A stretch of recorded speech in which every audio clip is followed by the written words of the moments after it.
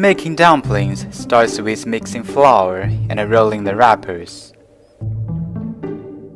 Make dumplings this activity.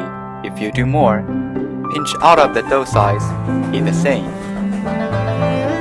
When rolling the wrapper, it must be thick in the middle and thin outside, so that the pleats of the dumplings will not be too hard. Put the filling flat on the dough. Squeeze from both sides. Do not pinch. Otherwise, the wrappers are too thin and easy to break.